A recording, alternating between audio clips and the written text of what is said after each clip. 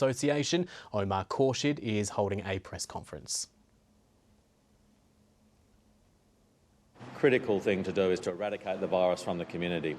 So what the AMA is calling for is a lockdown more Victorian style, with very clear restrictions on what people can do to limit contact between people, between families, and in particular to limit contact at work. So what do we mean by this? We mean closing retail that is non-essential. That should be not up to common sense, not up to people doing the right thing, but an edict from government to close non-essential retail. It means closing non-essential businesses, as was done during the lockdown in Victoria. For those businesses that are essential, they must have a COVID-safe plan, which may involve completely changing the way they do things in order to minimise the chance of transmission at work. These measures are needed. They are not going to have a negative economic impact on Sydney, because if they're not done, the economic impact on Sydney will be extraordinary. So it is time to take this seriously. It is time to not be hesitant, to not be worried about how this might be perceived by the community, to not be worried about the economic impact, but to take decisive action to address this crisis in Sydney and to give Sydney the best chance of getting out of this within weeks rather than months or waiting, in fact, till the end of the year. If they are continuing the way they are and don't take any further measures, can you see them locked down to, say, Christmas? The way things are going, the number of cases is not decreasing. That means Sydney is looking at the lockdown continuing indefinitely. If we don't see a drop in numbers, the lockdown cannot simply be withdrawn, and Sydney-siders are looking at extreme restrictions for the foreseeable future. And that is until everybody is vaccinated. And of course, we don't have enough vaccines to vaccinate the whole of the Sydney community, so our only option is to get on top of this virus right now. Has this outbreak shown that vaccines are effective? Vaccines certainly are doing their job. We know they're doing their job, and we're seeing a number of young people in hospital in ICU rather than the huge numbers of older people that we saw in Victoria. That is a sign that the vaccines are working. Vaccines are our way out of this in the longer term. But for right now, for today in Sydney, the only way to stop this virus spreading is to stop people talking to each other, people coming close to each other, people breathing on each other, coughing on each other. We know this from the lessons that we've learnt throughout the lockdown, throughout the pandemic, and our only option is to do what needs to be done right now here in Sydney.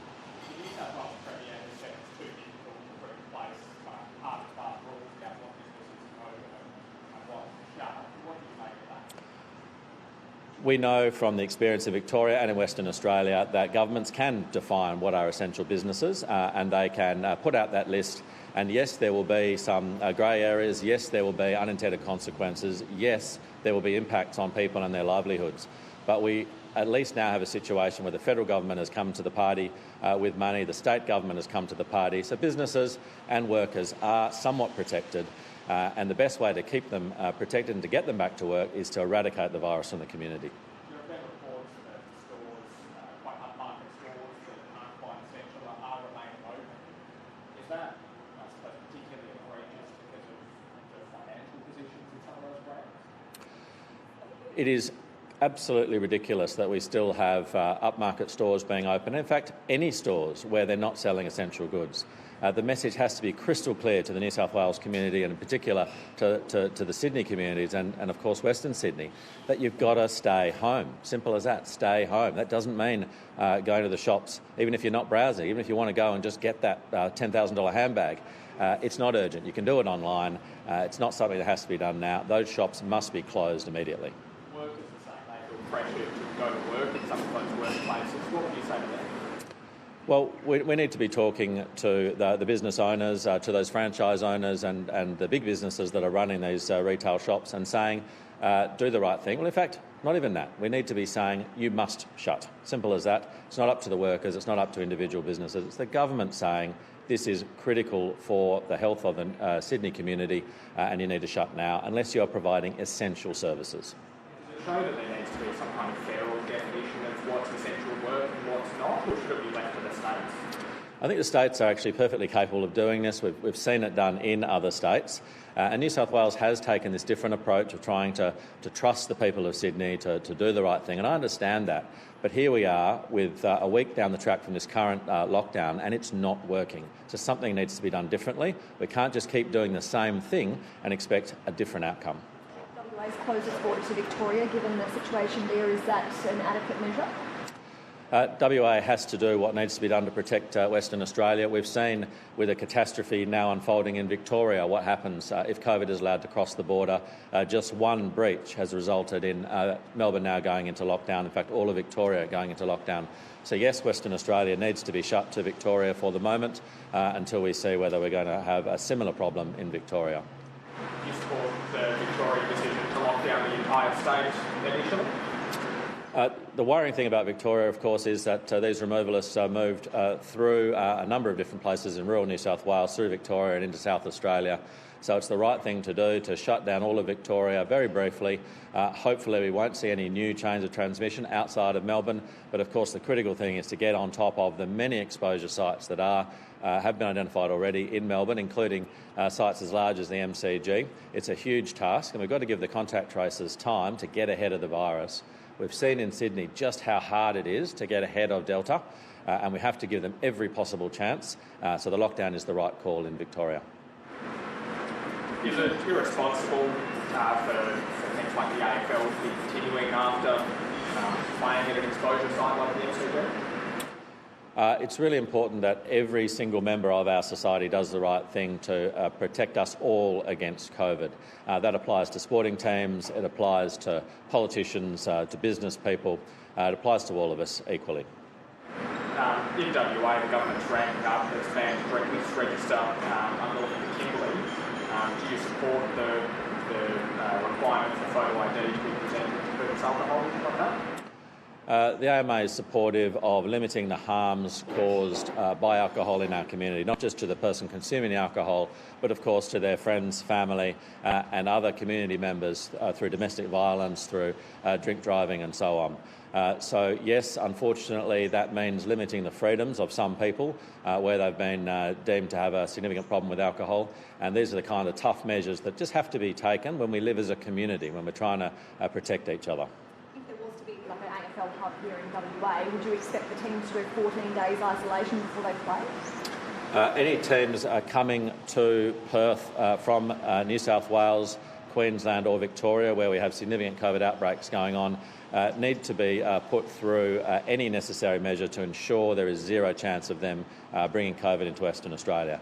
So in most circumstances that would involve a 14-day quarantine, but I certainly trust our Chief Health Officer will not be cutting any corners in making any settings for these AFL teams.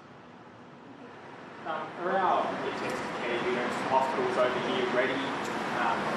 Sydney how quickly they have to ramp up to deal with COVID? We're ready. Western Australian hospitals, like the hospital systems around the country, are ready to deal with the COVID crisis. They have their plans, they know how to empty out, and of course when we go into lockdown we see a reduced requirement for hospital services. We see a reduction in elective surgery. We see the hospitals emptying out a bit. That gives us the ability to respond to a COVID emergency. However, our hospitals are actually full all the time.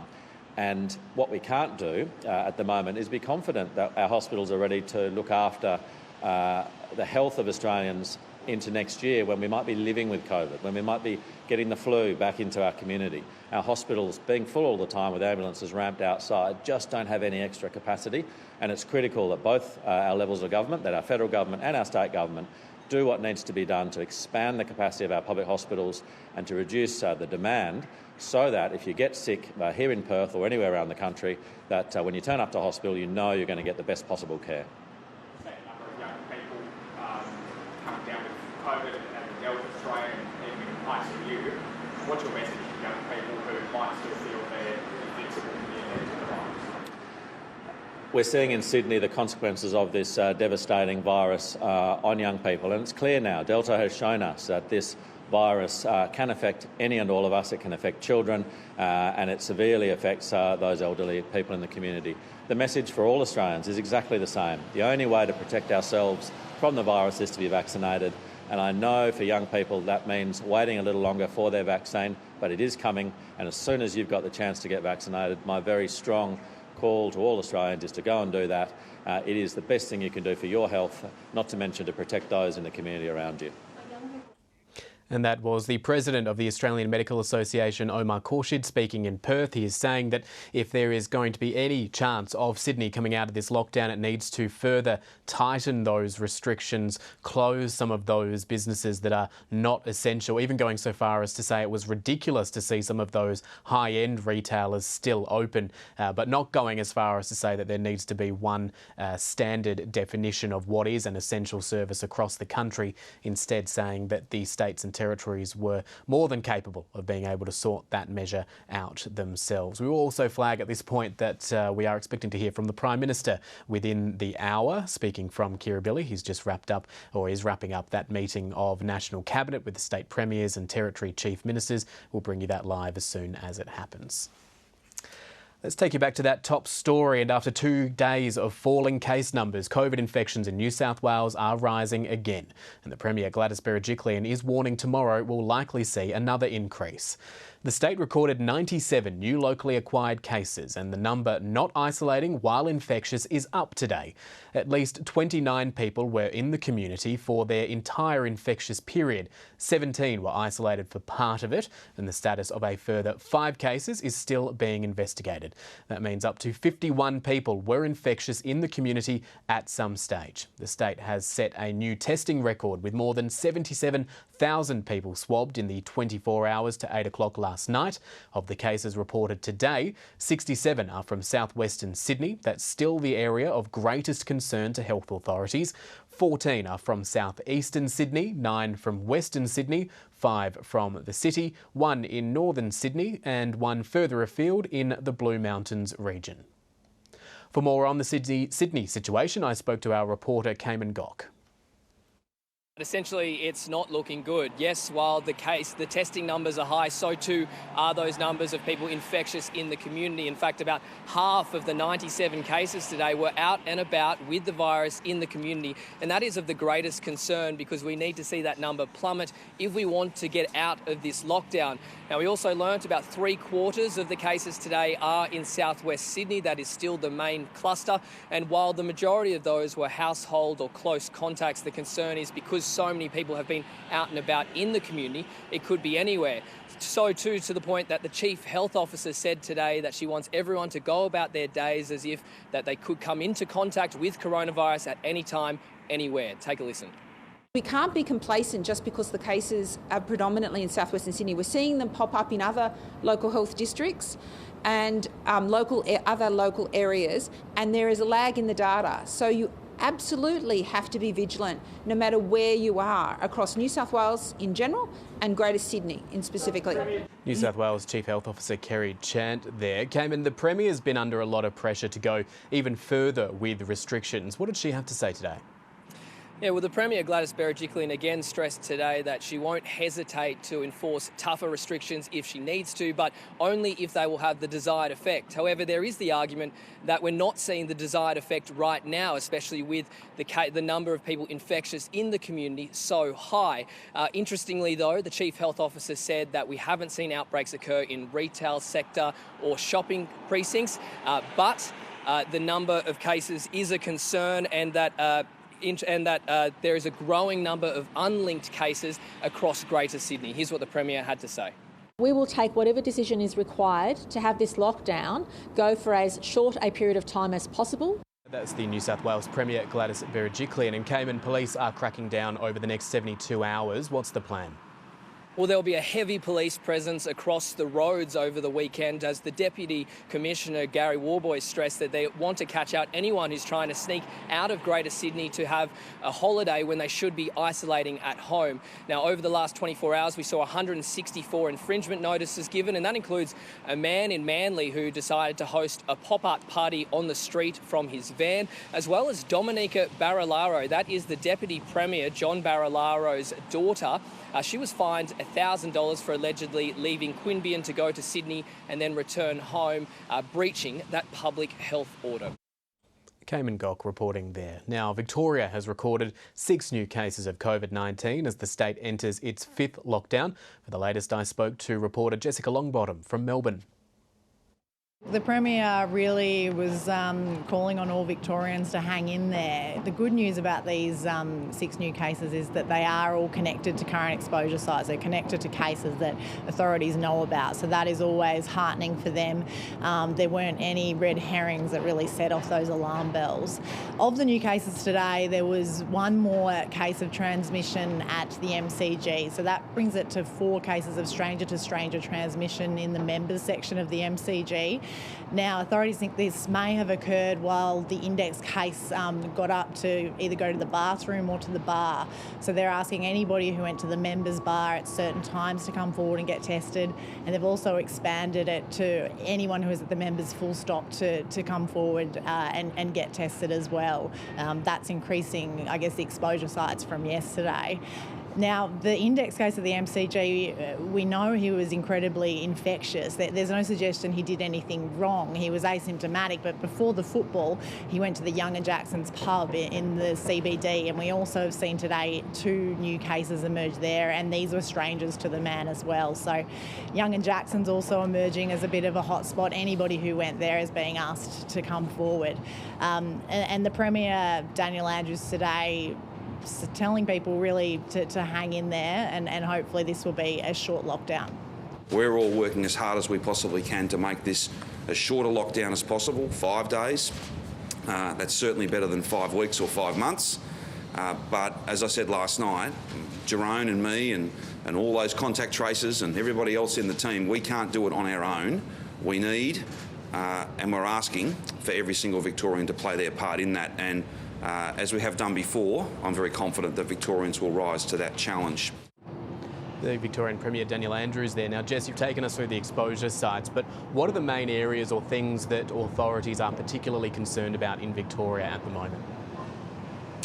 Look, much like in New South Wales, just to limit movement, I think. The less people they have moving around, the better. And certainly the Premier did emphasise today, it's not about the case numbers. You don't need to worry about how many cases there are each day, because if those cases, those positive cases are in isolation and they're not out in the community, then that's okay, that's not an issue. It's when you get those cases that are moving around, that are conducting their business over several days and maybe infectious and are creating those more exposure sites and putting more people at risk. So certainly, the message is we're in lockdown and to adhere to that lockdown. And Jess, this is the 5th lockdown for some areas of Victoria. What financial support is being put in place for businesses that are being hit? Yeah, so Matt, yesterday we had a bit of argy-bargy between Victoria and the federal government. Scott Morrison announcing payments for individuals, but only after they'd been in 7 days of lockdown. They've resolved that now, and people in Victoria from today can apply for cash payments of up to $600 for work lost over these 5 days. And the Premier also announced a business package that will be available for Victorian businesses. It's a payment of up to $3,000, and businesses who are eligible in the last lockdown in May will have that payment automatically made to them. Now, we know that about 9,000 businesses missed out in that last round, and they still are likely not going to be eligible. The payment isn't available for businesses that make less than $75,000 and aren't registered for the GST. And the Premier said that they would be looking at that, potentially changing that over the next few days, but there weren't any promises for those businesses. Jessica Longbottom there, and of course we'll hear more about that financial support that she was talking about when the Prime Minister steps up later this hour. Now, Indonesia is recording over 50,000 coronavirus cases and hundreds of deaths every day as the Delta variant takes hold in our northern neighbour. Marla Damadi is a presenter and reporter for ABC Radio Australia. She's tragically lost her cousin and uncle to the virus in Indonesia. She joins me now from Melbourne. Marla, first of all, our condolences to you and your family for what you've been experiencing over the last couple of weeks. Can you tell us more about the situation that your family in Indonesia is facing? Well, Matthew, just an hour and a half ago, I actually received a call from my mum who told me that my uncle, his wife, and 3 daughters are currently in isolation at home with the potential of having COVID-19. My auntie has organised for someone to come and get them tested to make sure, hopefully that the result is negative for that COVID test. But that's right, last week I lost my uncle and my cousin in a space of a week. My cousin was in his sort of early 50s. His son was first infected with COVID-19 and was isolating at home. Then he gave it to his brother, his mother, and his father. And his father, my cousin, unfortunately lost the battle with COVID and passed away. And it was at that time that my dad told me as well that my uncle was infected with COVID-19. He was isolating with his wife, and then a few days after getting that positive COVID test result, went to hospital, was put on oxygen, but then unfortunately we lost him on Friday of last week. So the situation in Indonesia is very difficult at the moment for those living there, of course, but especially, a lot of people living abroad with family back in Indonesia are finding it really difficult and feeling really helpless at the situation that is continuing to deteriorate in the country. Yeah, devastating situation for your family, and unlikely not to be the exception, but more so the rule at the moment as COVID rips through the country. Can you give us an insight into how the treatment options are faring over there? This is putting an incredible strain on the health system. Can people get support when they are being diagnosed as having been infected by COVID-19? It is quite difficult. Indonesia is a really large country, and, most of my family live in that sort of central Java area. But, those in the rural and regional parts of the country, it is very difficult to get help, let alone, get treatment. Thankfully, my uncle was able to make it to hospital and get treatment there. But, oxygen supplies are really low in the country, and it's very difficult for your everyday person to access oxygen for their family members who are sick with COVID.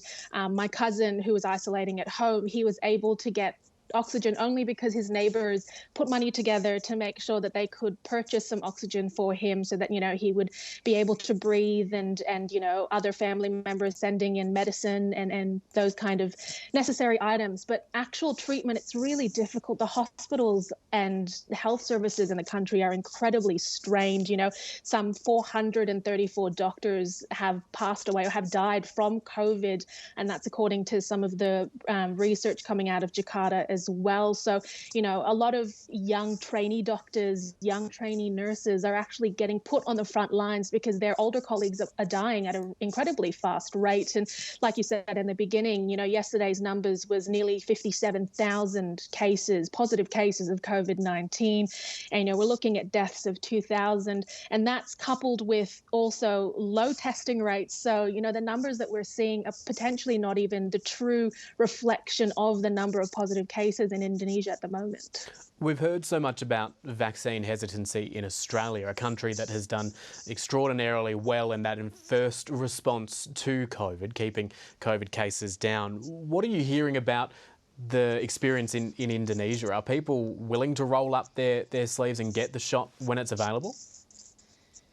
Rumours and vaccine hesitancy is playing a big part in Indonesia, especially in my family. Thankfully, a couple of my family members, my aunties and uncles, have been able to get the AstraZeneca vaccine, which is, fantastic news. But there is a sense of hesitancy and a sense of, I guess, a lot of people aren't sure about the efficacy of these vaccines. And, the rumor mill is really strong in Indonesia. So, my uncle, for example, had been told that his neighbor had passed away from the vaccine. So there's a lot that needs to be done in the country to battle those hesitancies and that misinformation, because rife, especially when you get to those outer parts of Indonesia.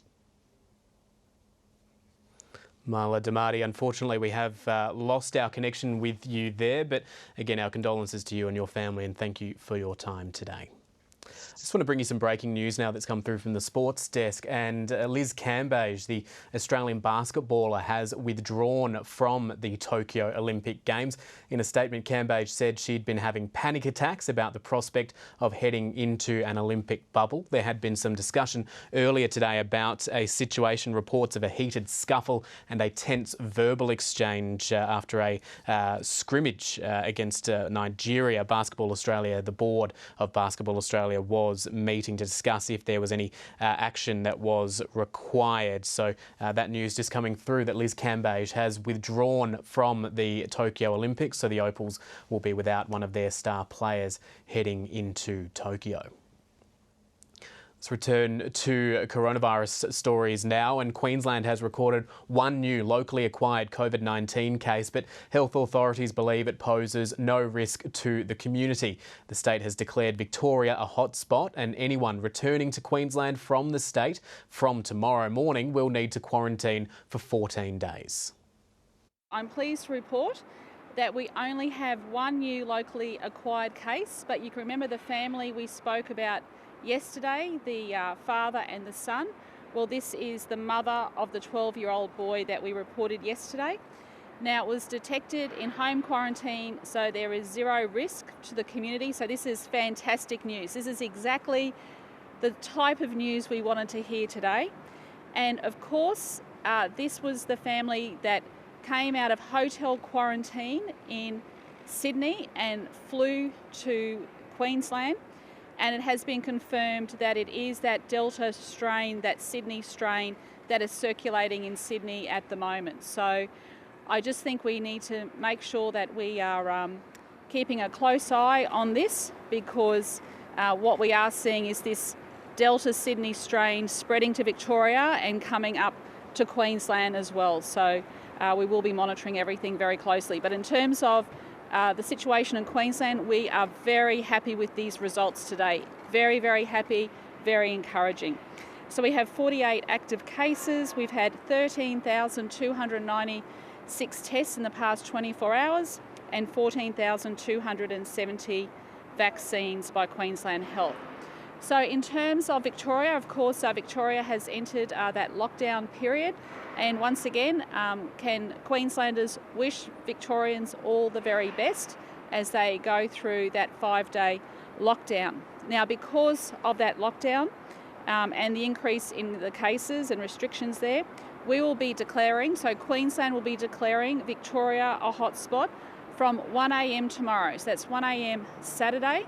And that means that anyone returning after that time from Queenslanders will have to do the 14 days mandatory quarantine. So this is, I just think that the clear message to Queenslanders is definitely do not go to New South Wales and do not go to Victoria during this period of time. But we do wish everyone the very best, and we know that Victorians get on top of these issues very quickly. David Chow's here now with your finance news.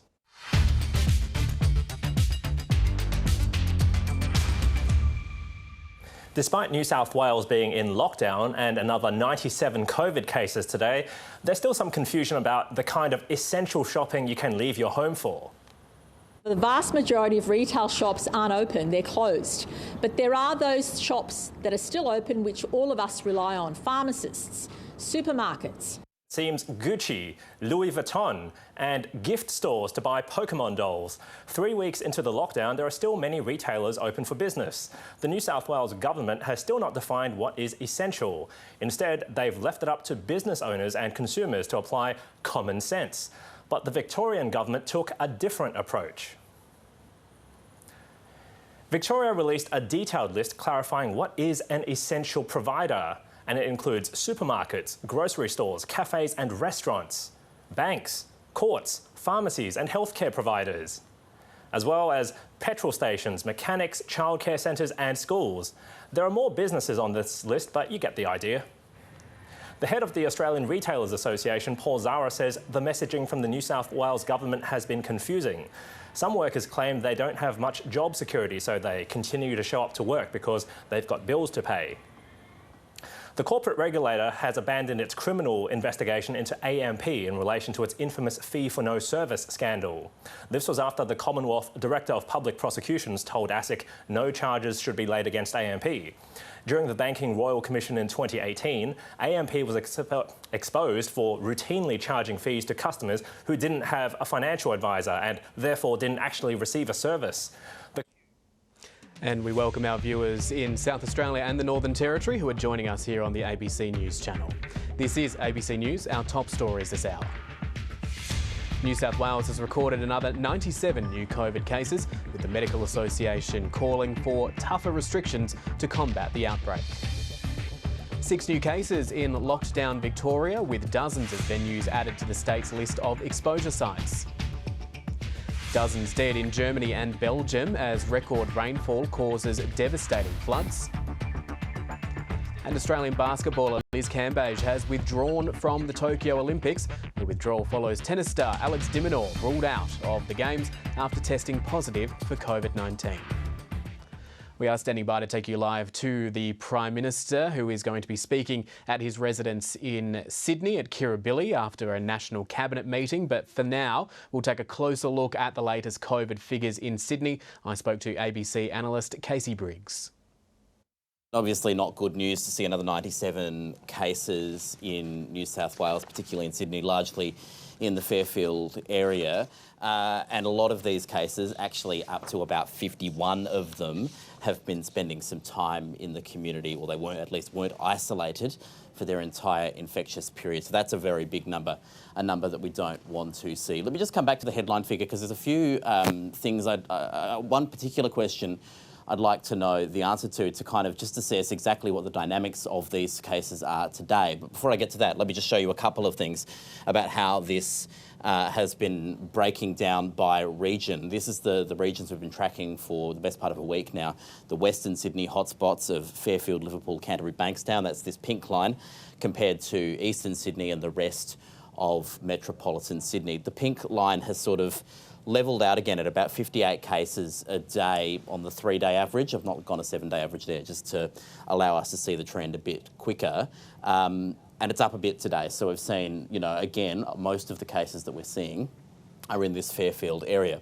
And of course, we've been talking about how the testing levels have been picking up in that part of Sydney, in particularly driven by the number of the amount of surveillance testing being done across Fairfield. Workers that need to leave the area getting tested every 3 days before they do leave the area to try and put a ring around this. That's helped lead us to 77,000 tests reported in New South Wales today, a record for any single day in this pandemic. And I suspect a large part of that is due to that surveillance testing.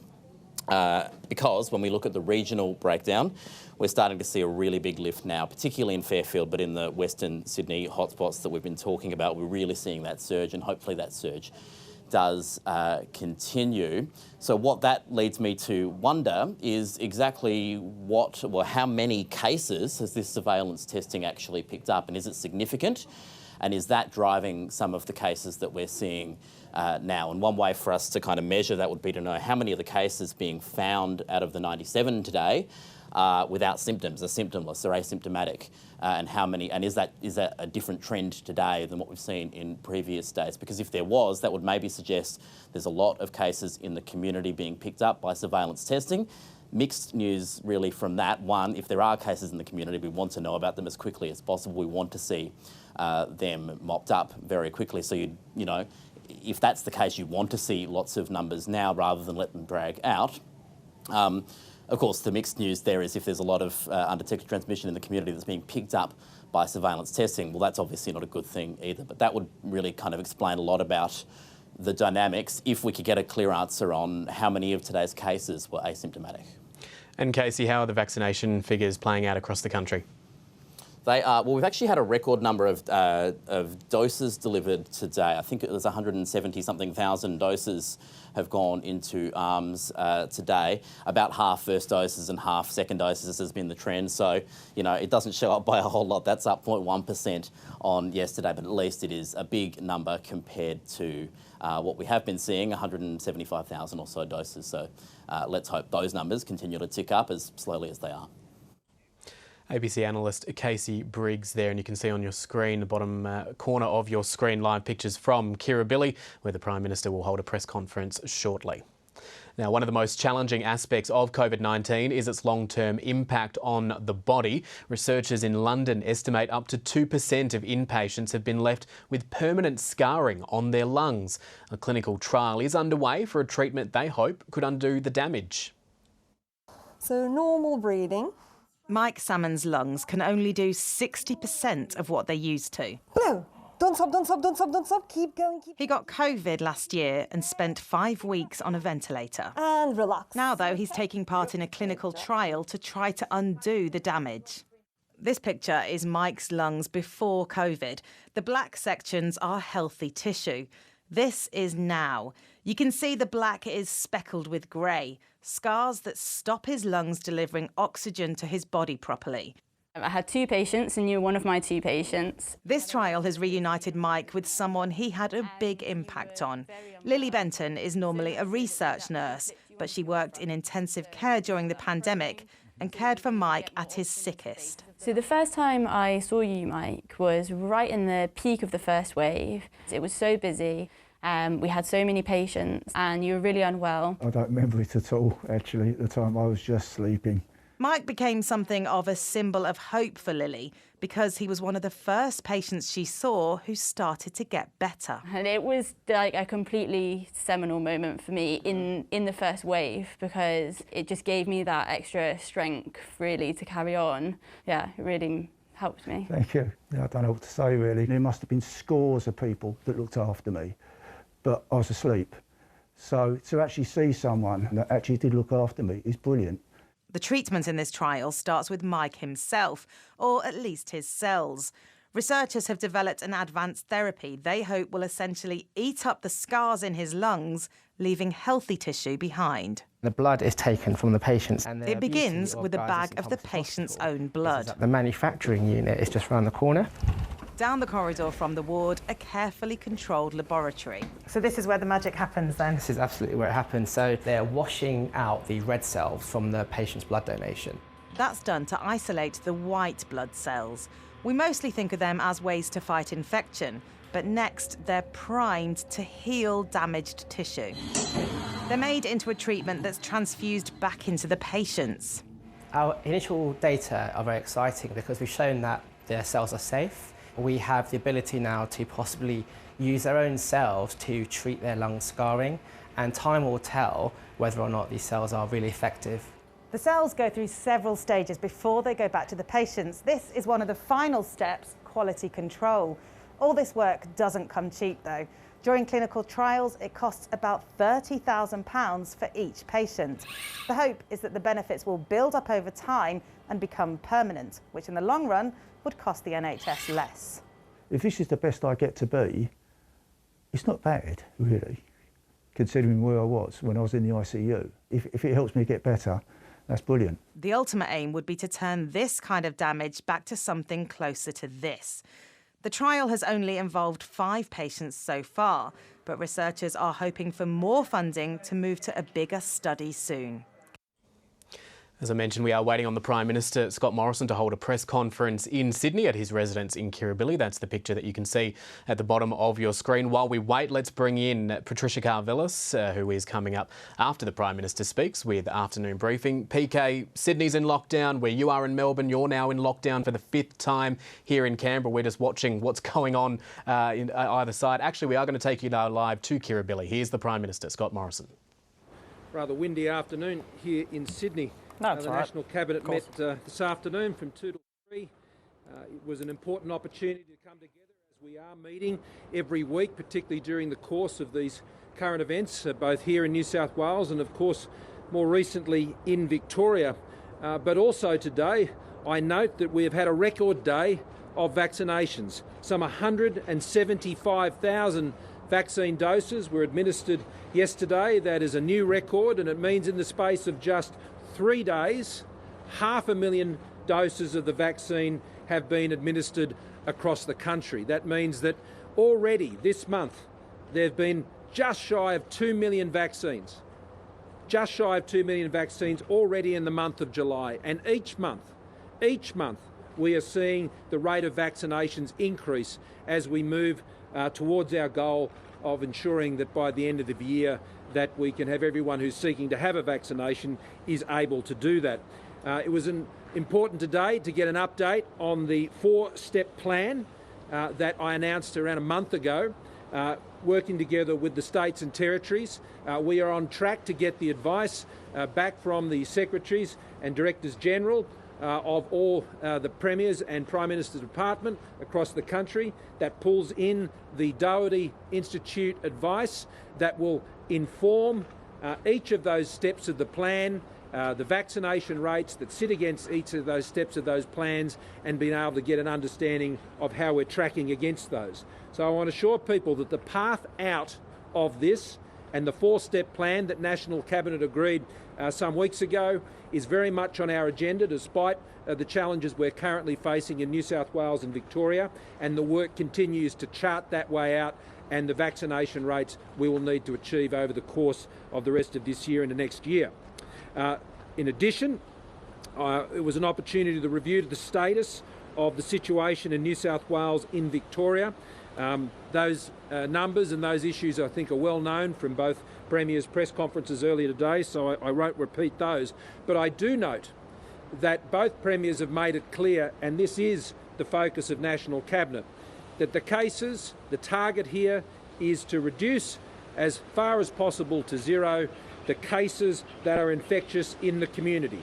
This is the challenge, both in New South Wales and Victoria, that we reduce those cases that are out there and infectious in the community. We've seen that rising, and we need to see those come down, and so encouraging people to stay home, to get tested and to get vaccinated are the core messages behind that.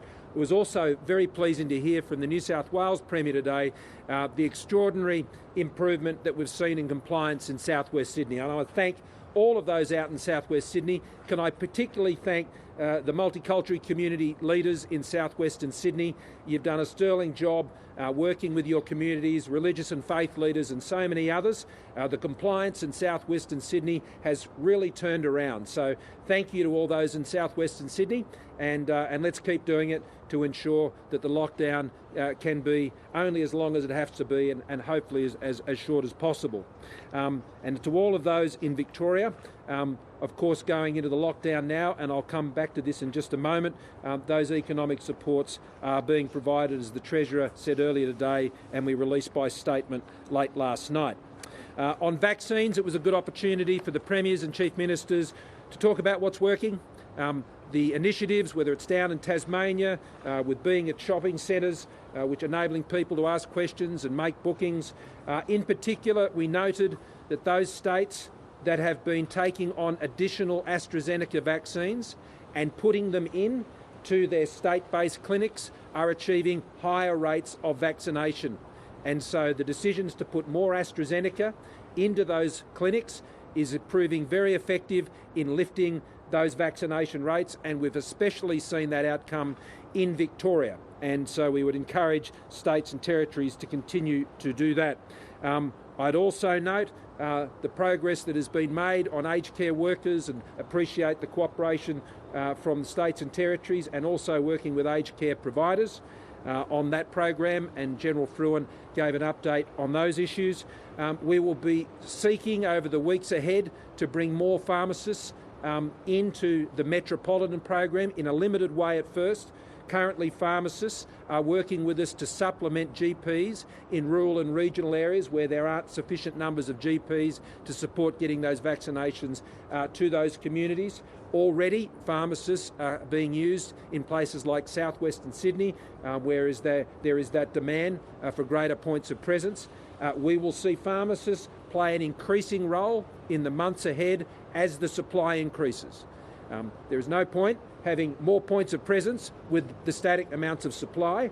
That just increases the logistical difficulty. So as the supply increases, we can have more pharmacists come online, we can have more points of presence out there in the community. The other thing we discussed was how we might each, both at the Commonwealth level and at the state level, work to increase our vaccination rates on the weekends. Had a record day, 175,000. but on the weekends that drops right down. Obviously you don't have as many GPs, offices and clinics open on the weekend. The state clinics are open in many places, but both the states and the Commonwealth are going to be looking at ways in which we can increase the rate of availability and points of presence for people to get their vaccines on the weekend. Now, on the payments, all states and territories noted the new arrangements that we've announced over the course of this week. I thank particularly the New South Wales and Victorian governments for working with us to get the balance right on how these payments work. And there's some very important principles. The first one is that Commonwealth payments are triggered by the medical advice provided by the Commonwealth Chief Medical Officer. Just like states will act on and listen and be guided to the advice by the advice of their Chief Health Officers, Commonwealth decisions are guided by the medical advice of the Chief Medical Officer, which you've seen the hotspot declared last night for those areas in Melbourne and at a range of other areas around towards Geelong.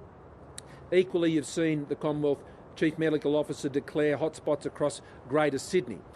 That is what triggers the Commonwealth's engagement in payments in any lockdowns that may occur. Secondly, that there is a shared effort, and I welcome the announcement today by the Premier of Victoria, which is seeing them invest some $200 million in their 5-day lockdown. We hope that's what it is, and that will coincide with those in Melbourne being able to access for those 5 days. Let's hope it's only that. If you lose more than 20 hours during that period of time, then you're eligible for that $600 payment. And if you lose between 8 and 20 hours during those 5 days, then you're eligible for a $375 payment. No liquid assets test, means test that applies to those payments. And at the end of the week, on day 8, you go to my.gov.au to apply, and those payments will then follow. Can I encourage everyone who is seeking to apply for those payments again to go to my.gov.au to make your application. That's the fastest way to do it. It's also the most helpful way to do it for those at Services Australia. It reduces the amount of processing time and makes sure that we can get to more people more quickly. Ringing the number 1802266 is available, but it's for those who might need additional support or help in completing their application.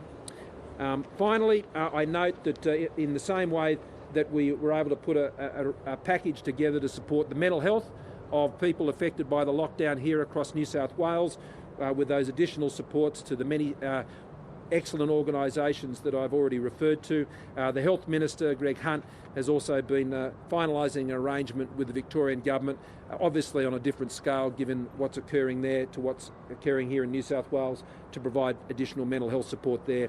And he'll have more to say about that over the next few days. So with that, I'm happy to take questions.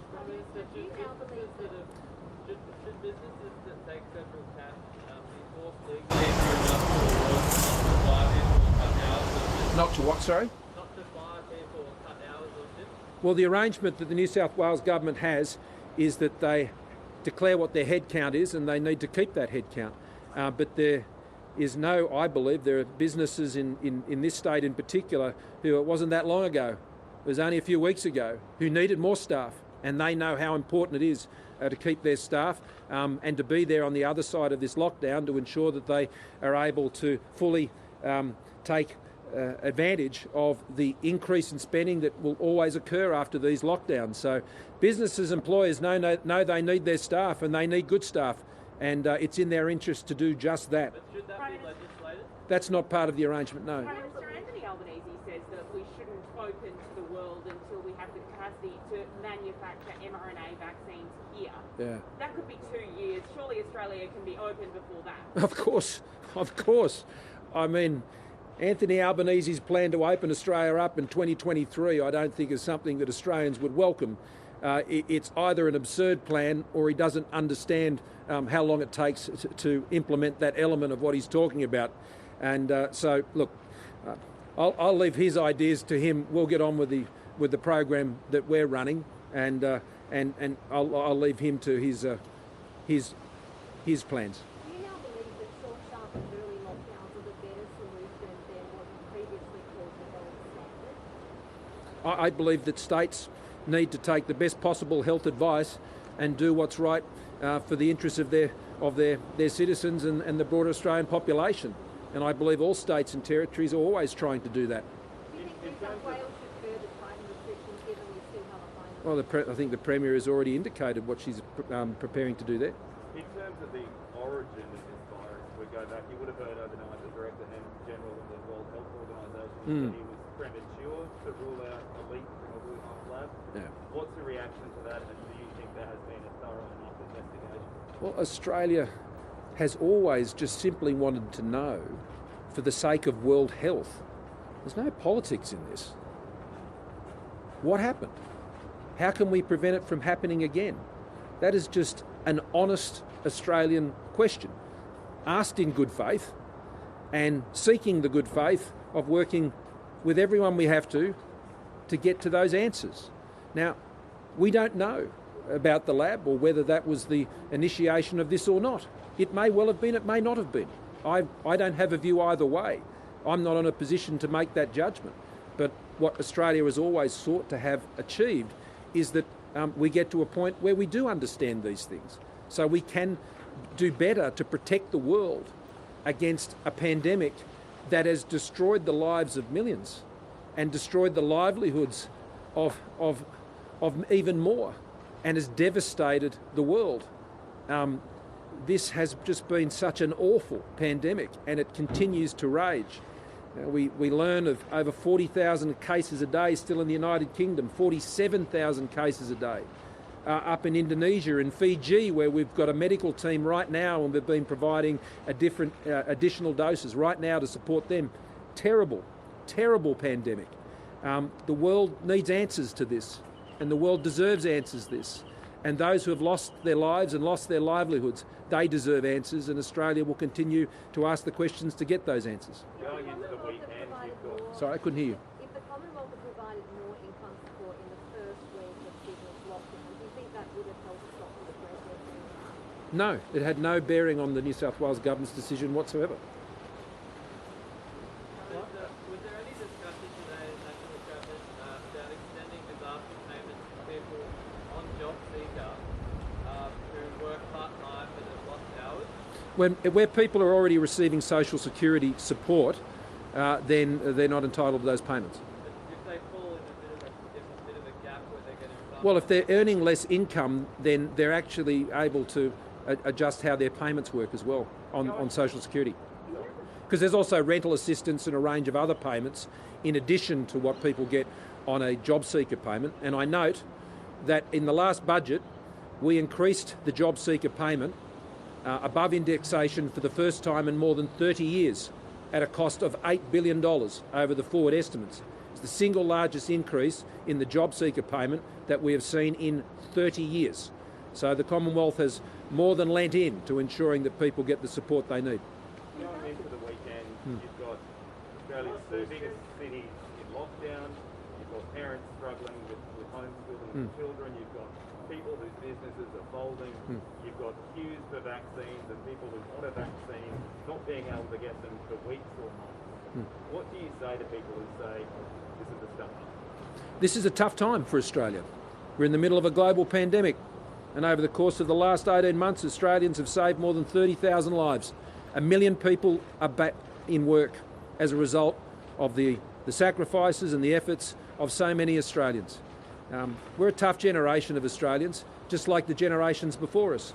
And we'll deal with these troubles and we'll deal with these challenges and we'll come through, we'll get through, and on the other side, Australia will be even stronger. Thank you very much.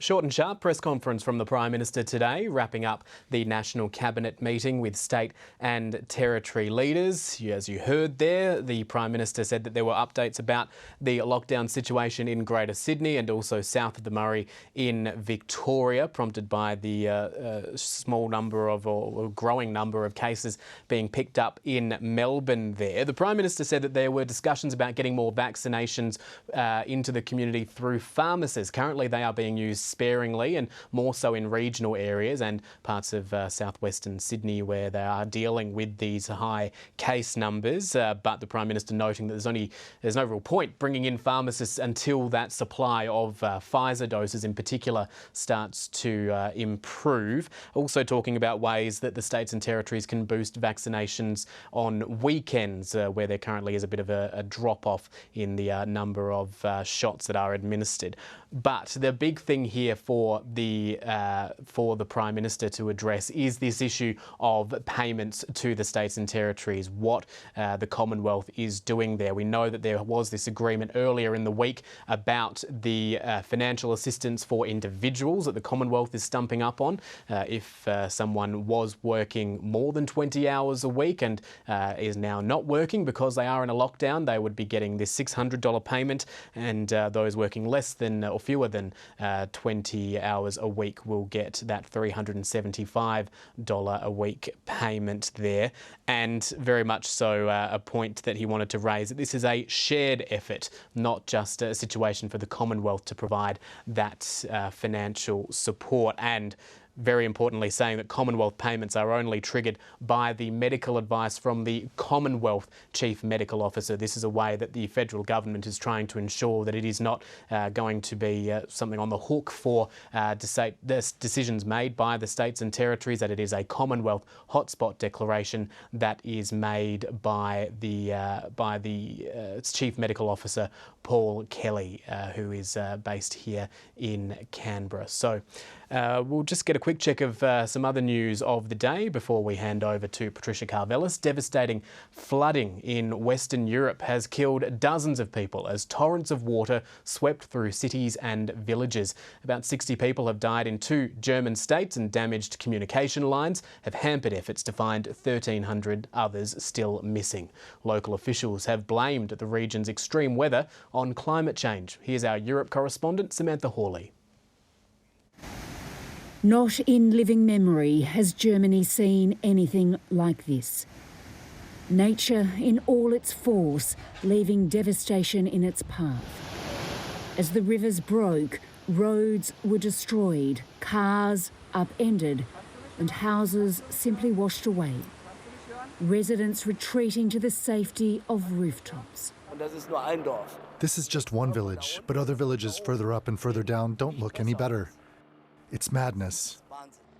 And so many lives lost. The level of destruction is incredible, dreadful. It comes after record rainfalls across Western Europe.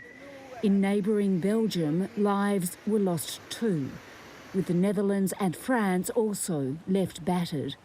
On a visit to the US, the German Chancellor was in shock. Peaceful places are experiencing a catastrophe in these hours. One can only say a tragedy. And acknowledgement that the death toll will climb yet. I am grieving those who lost their lives. We still don't know the number, but it will be many, some in the basement of their houses. Almost immediately, the blame fell on climate change. Armin Laschet is vying to be Germany's next Chancellor. We acknowledge these severe weather events and heat events. They are connected to climate change. The clean-up has started, but there are warnings there's more severe weather to come. Samantha Hawley, ABC News. Weather closer to home now. Here's Nate Byrne. A series of troughs and a front associated with the developing complex low-pressure system off the southeast is bringing some wild weather to end the working week. In fact, we've got warnings on for damaging winds gusting in excess of 90 kilometres an hour for large parts of South Australia, Western Victoria, up on the ranges in northeastern Victoria and through parts of eastern New South Wales as well. Some very windy conditions developing, as well as plenty of wet and potentially stormy weather through the southeast as well. In fact, it's getting all the way up into the south of Queensland. We're going to see the snow level in Victoria dropping to 900 metres in the west, and it's a couple of days of pretty wild weather. We'll certainly still be feeling the effects as we move through Saturday, but then as we get into Sunday, things should start easing just in time for the next bout of wet weather to develop in the west. It's coming from the tropics. It's going to bring some widespread falls to the southwest of WA as it comes in early next week. So we'll keep a very close eye on that. For your Saturday, if you're in Brisbane, it's staying dry, but expect a windy day, getting to 21, 15 in Sydney with clear skies there. Canberra, you've got some falls. It's only getting to 8 degrees, not even double digits. We'll see showers increasing across Melbourne. 13 will be the top there. Hobart staying dry, 14 for you. For Adelaide, some showers and the wind will continue through the morning, but it will all ease as you get into the second half of the day. 14 the top. For Perth, some showers still lingering. It's getting to 19 and Darwin staying sunny. Top of 32. That's ABC News to now. I'm Matthew Doran. Thank you for your company today and this week. Stay with us here on the ABC News channel. Patricia Carvelis is next with Afternoon Briefing. Bye for now.